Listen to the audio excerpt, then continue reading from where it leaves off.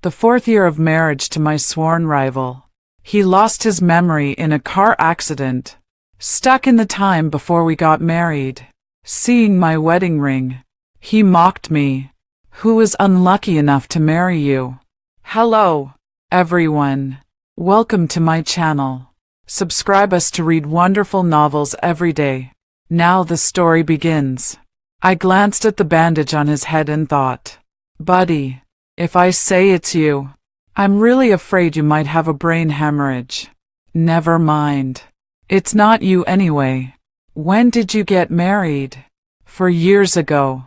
What did I do at that time? I said with a smile.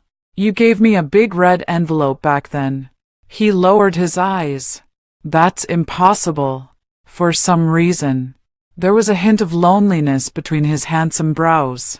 As expected, even with amnesia, this guy isn't easy to fool. Given our relationship, it's impossible he'd give me a big red envelope. He'd probably want to slip laxatives into all the guests' meals to turn my wedding into the biggest joke in history. Watching him stand there dazed, my hands moved faster than my brain. I reached out and pinched his cheek. Let's go home. Going home. His eyes suddenly brightened, as if seeing some kind of hope again. I quickly made up a reason in my head. Well, your Sylvester family has gone bankrupt. Did you know? You are now my servant. On the verge of breaking all along. Simon finally shattered completely at this moment. I played my part thoroughly, having already briefed all the household servants in advance. We also coordinated with his parents. Simon needs to recuperate at home for a while, so we'll deceive him for now. This way, he won't have to worry about company matters. So when he was in the car, still clinging to a last glimmer of hope, when he called his parents to confirm, the answer he received was, "Son, our family has really gone bankrupt." He put down his phone, his eyes slightly red. The once proud young master had truly become a penniless pauper. After a long silence, he finally spoke in a low voice. So, what exactly do I do at your place? Plenty. Laundry, cooking, serving tea and water. Oh, and washing my feet too. He turned his head away to look out the window, his cold and stern profile adding a touch of fragility amidst such dejection. Who wouldn't sigh and say, what a heartbreaking little sweetheart? I was practically bursting with joy inside, but had to keep myself from laughing on the surface. You should know that the usual Simon is an arrogant, untouchable flower on the high peak. His life's journey is that of a heaven's favored one, truly blessed with the spirit of a dragon, a path ablaze with sparks and lightning. I once asserted that the moment I would see Simon with reddened eyes for me would likely be at my funeral. These words reached Simon's ears. He listened with a smile and said, "Overthinking it. At your funeral. I'd only come to set off firecrackers." Seeing him so vulnerable now is absolutely satisfying. I held back my laughter all the way home. Upon entering, I first went to the study to deal with the accumulated documents. When I returned to my room, I suddenly saw Simon standing in my room. In front of him was a basin of foot-washing water. He was standing there in my room, dazed, and I felt a sense of foreboding as I noticed what he was holding in his hand. That was his pajamas. And if anything, he was a man of remarkable constancy. A single pair of pajamas could last him from college until 4 years after marriage. He turned to look at me, his eyes momentarily clouded with confusion. "Aren't you married? Why are my things in your room?" I smiled and stepped forward, grabbing his collar to pull him closer. The tips of his ears turned red as he awkwardly averted his gaze. What are you doing?" he stammered. My fingertips traced circles on his firm chest. "After I got married. My husband has been abroad all this time. You know, late nights can be lonely. And I also need someone to help me with my physical needs." Hearing this, he froze in shock. So, am I your side piece? Or would plaything be more accurate? I opened my mouth, but before I could say anything, I looked up and saw him lower his eyes, the corners tinged with gloom. His voice was somber. A plaything is fine too. I thought he seemed lonely and pitiful at that moment, wondering if I had gone too far with my teasing. Simon is such a proud person, waking up to find myself a servant again, and now a part-time mistress. Isn't that too much of a blow? But the next moment, I was pulled tightly into someone's embrace, with a fierce and determined intensity. Their lips met mine. They showed no mercy in their conquest. Although he lost his memory, his skills in this area haven't declined at all. He was hospitalized for half a month, and I went without meat for half a month too. When he kissed me at that moment, it was like sparks flying, and in a daze, we ended up tangled on the bed. He was more intense than usual, making me beg for mercy repeatedly. By the moonlight, those eyes surged with immense desire and a predatory intent. He bit my earlobe, his tone carrying a somewhat fierce edge. Do you like it? I like it. Be gentle. Who's better, me or your husband? Speak. Ah. He bit my neck, urging me on with rough, frantic movements. Dazedly, I thought, it's not that I don't want to speak. It's just that I really don't know how to say it. Bro. Why him? Not me. Before falling asleep, I felt someone holding me tightly. Turning to nestle into his embrace had already become a kind of instinct for me. I nuzzled against his chin and whispered, "Husband." The body I held slowly, gradually, stiffened. The next morning when I woke up, I instinctively reached out to touch the person beside me, but all I felt was a cold emptiness. I snapped awake instantly and got out of bed immediately. Only when I saw that busy figure moving around the dining table downstairs did my heart finally settle. Indeed, habits can be terrifying things. When I sat at the dining table, Simon and the other servants stood aside. I reached out to pull him. "Come eat. Aren't you hungry after working all night?" Teasing him comes so naturally to me. He sat down with a somewhat awkward expression, and halfway through the meal, he suddenly asked me with a hint of hesitation, "Your husband, is it Patrick?" I almost spat out my milk, but managed to hold back. Seeing him so dejected and absent-minded, it seems Patrick really left a deep impression in his memory. To be honest, Patrick was my first love. During college, Patrick was the senior responsible for welcoming new students. Unlike Simon, Simon has been the benchmark comparison for me since childhood. We had a huge fight over who would play the emperor in our childhood pretend games. And from then on, we became sworn rivals. Ironically, our life paths have largely overlapped, making it impossible to avoid each other. We compete over everything. I learned to play the piano, and his family bought a new Steinway. I took up oil painting, and he started sketching. I said I wanted to attend University A, and he claimed he could get into University B. In the end, with college entrance exam scores 30 points higher than mine, he ended up meeting me at the same university.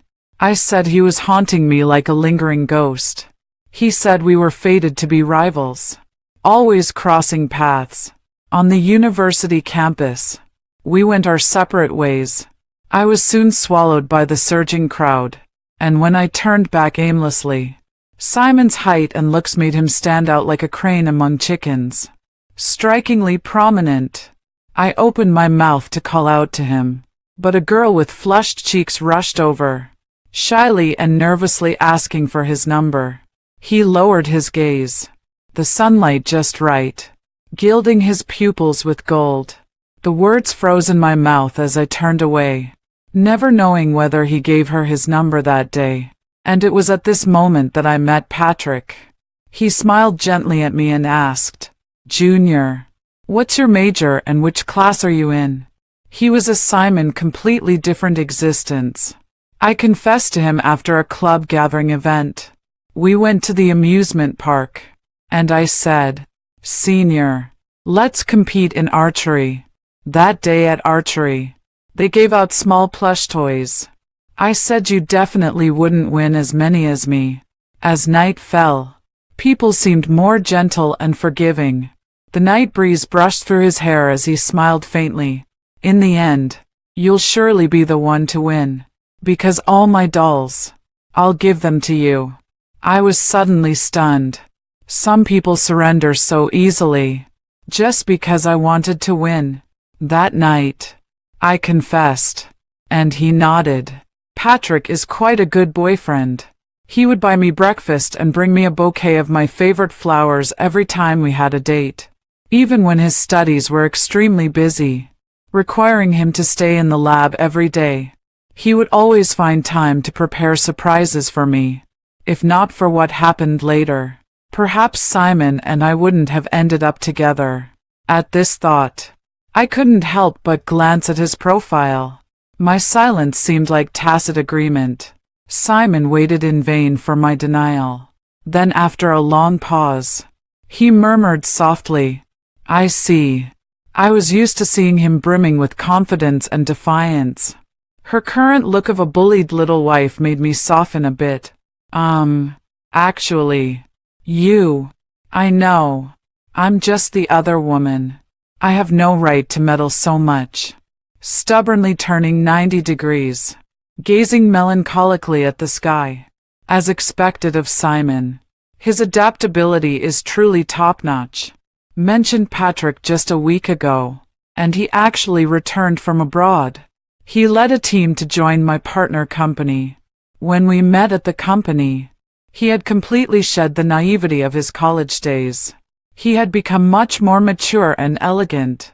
He took a sip of coffee, his voice still gentle. "Catherine, I've always felt that I owe you an apology. Back then, when I was still young, I didn't understand Patrick's choice. When he went abroad, I said I would go with him. At that time, he rarely spoke to me seriously, saying, 'Catherine, I don't want your life to change because of me. Why can't I go with you? But she can go abroad with you. You spend every day together doing experiments, and now you're even going abroad together. Have you fallen for her?'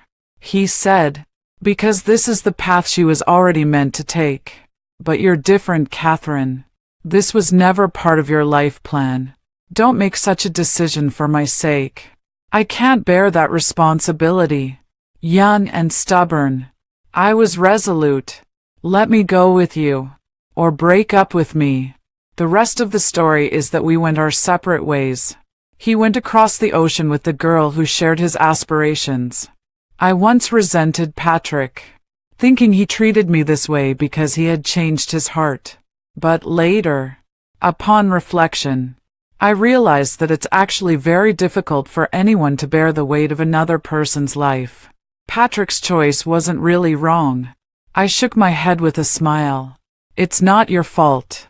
Back then, I didn't understand things. He looked at me, his eyes glistening. How have you been all these years? I nodded. His gaze fell on my wedding ring. I mean, are you happy? I thought of someone at home who had pestered me to go out together but was refused. Like a timid little wife, she retreated back onto the bed, her voice tinged with sorrow.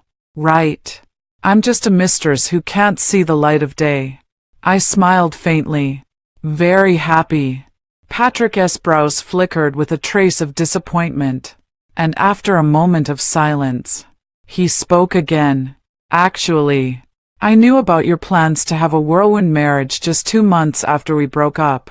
I thought about coming back to find you, but by then it was already too late. I always felt it was me who made you make such a hasty decision. Perhaps. At this point, he looked up at me, his clear eyes carrying a mix of hesitation and determination. "Everything can be set right again." His words made me flustered enough to knock over the coffee, and the scalding liquid startled me. The back of my hand immediately turned red and swollen. Patrick suddenly stood up and grabbed my hand.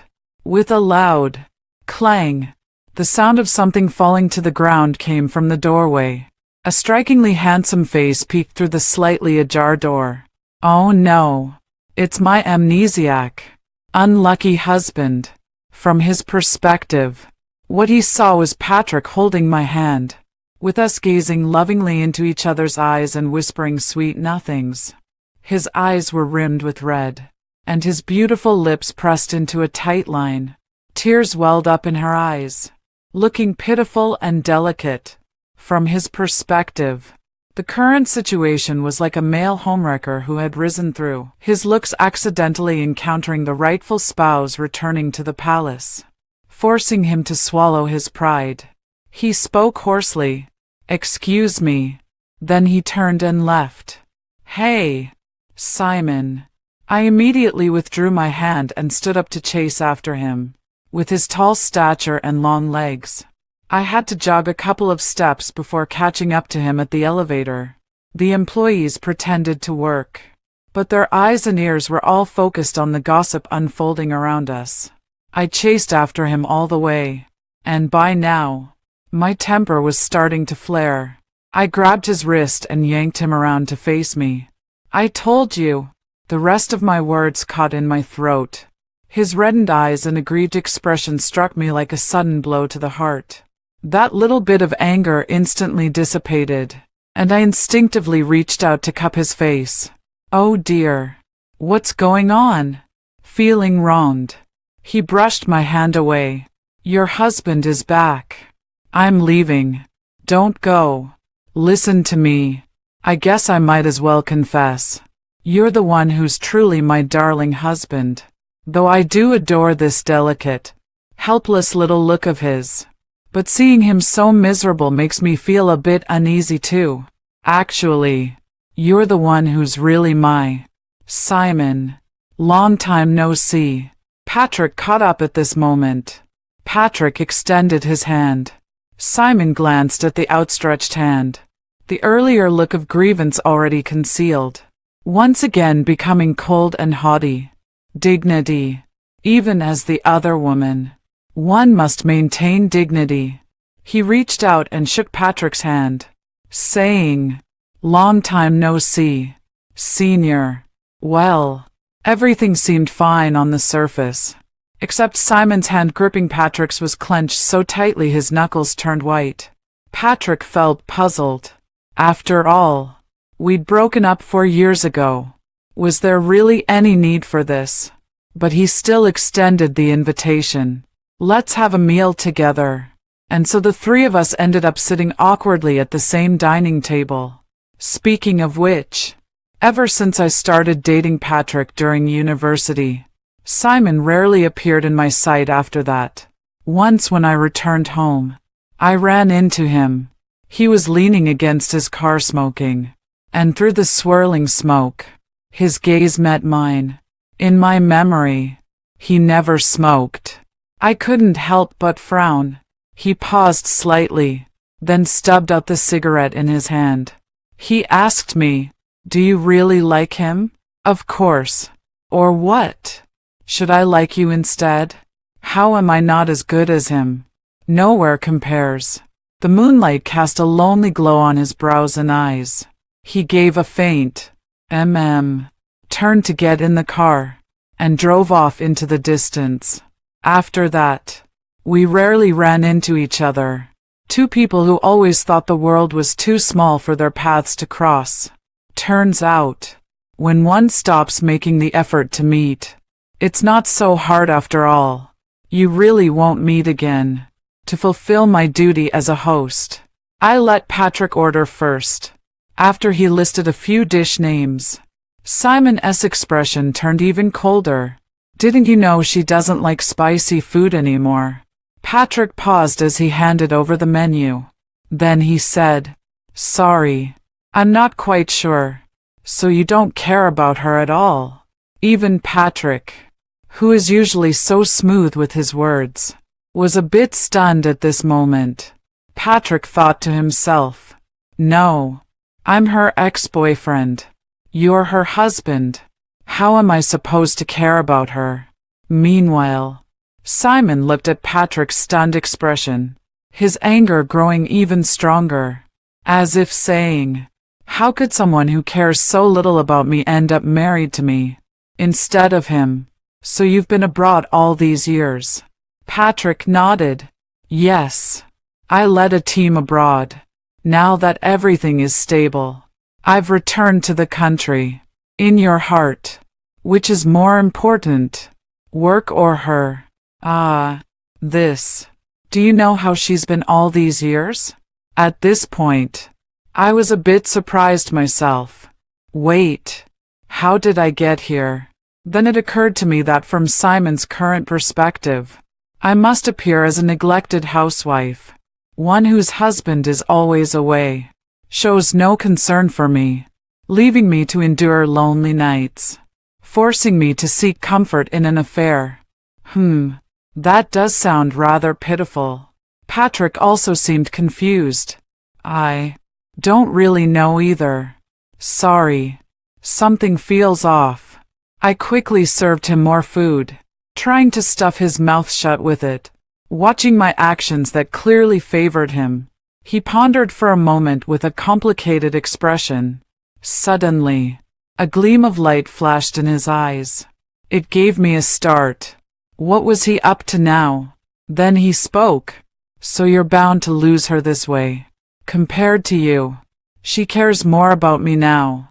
I finally understood what that glimmer of light was just now. So it was the mistress provoking the wife's confidence. Patrick was utterly confused, his head full of question marks. Yet Simon was now determined to help the mistress take the wife's place.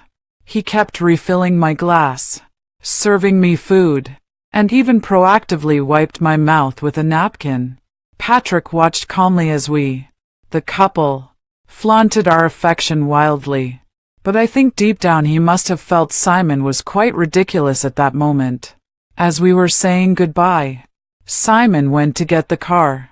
Patrick said to me, "I was worried that you might not be happy now, that you married him on a whim after the breakup. But now I see. You two are doing well." I smiled and said, "He's been sick recently, acting a bit off. But we really are doing well." Patrick curved his lips slightly. "Catherine, actually, coming back this time, I've been really torn. Afraid you might not be happy, yet also afraid you might be too happy. But seeing it with my own eyes now, I still feel that your happiness brings me even greater joy." I pretended not to understand the disappointment in his words and waved at him with a smile. "As you wished. I truly didn't let you alter the course of my life. We've both found better lives." On the way home, he saw Patrick wasn't with us and let out a slight sigh of relief. But the next moment, he became displeased again. "He returned to the country and still didn't come home to be with you." I nodded. He frowned. "What's the point of having a husband like that?" I'm not sure if I should say this, but as soon as we got home, he threw me onto the bed, and a torrent of kisses immediately followed. His words were slurred, yet filled with intense dissatisfaction. "What do you even see in him? Why won't you divorce him?" I actually thought about this question for a moment. I replied to him, "Because he doesn't compete with me over wins and losses. Unlike a certain annoying person." His movements paused briefly. His beautiful eyes showed a fleeting sadness. "Then, what if I also stop competing with you over wins and losses? Wouldn't that work?" In the past 20-something years, I never dared to imagine Simon would say such words to me with that expression. My current shock can only be described as jaw-dropping. Amnesia. What a wonderful thing. After speaking, he looked somewhat embarrassed into my eyes, leaned down, and kissed my ear. hold my hand, touch his body. Is my figure not as good as his? Or am I not as good looking as him? Or am I? His hand guided mine downward, and my face flushed as my legs instinctively wrapped around his waist. A few days later, I took him back to the hospital for another checkup. After the examination, the doctor told me the blood clot in his brain is almost completely dissolved, probably in a few more days. Once the clot fully disperses, the amnesia symptoms will disappear. A faint sadness welled up in my heart after hearing this. The soft and easy-to-bully Simon is about to disappear. I'm so reluctant to let go. He noticed my gaze and turned to look at me. Why that expression? Is my condition very bad? I shook my head. It's fine. It's just that you won't be my little secret for much longer. You'll soon be my husband again. I threw myself into Simon's arms, not noticing the change in his expression. Simon thought to himself, her husband is back. She really doesn't want me anymore. I felt the arms holding me tighten forcefully, like clutching the last ember one refuses to lose. A few days later, a press conference was held regarding the new collaborative project. Patrick, as the head of the technical department team from the partner company, also attended the event. The media had already arrived early, and my interview on stage was broadcast live throughout. I answered all the media's questions appropriately to generate buzz for the new project. The media even brought up personal relationships at the end. MS. Catherine and your husband are also known in the business world as an affectionate couple.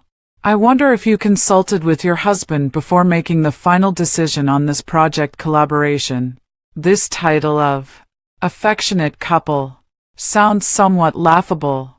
That seems to be Simon's and my second year of marriage, because we attended a banquet that night. It was raining, and the car was parked in the courtyard, leaving a 50-meter walk to the entrance. Simon held me in his arms, with one of my hands around his neck and the other holding a black umbrella. Nestling close to him, that photo was taken and posted online, paired with a destined BGM. We went viral online, and later our identities were uncovered. Netizens were over the moon, saying that true love really exists among the wealthy. The story behind that photo is actually, carry me inside. Did you break your leg? You want me to carry you?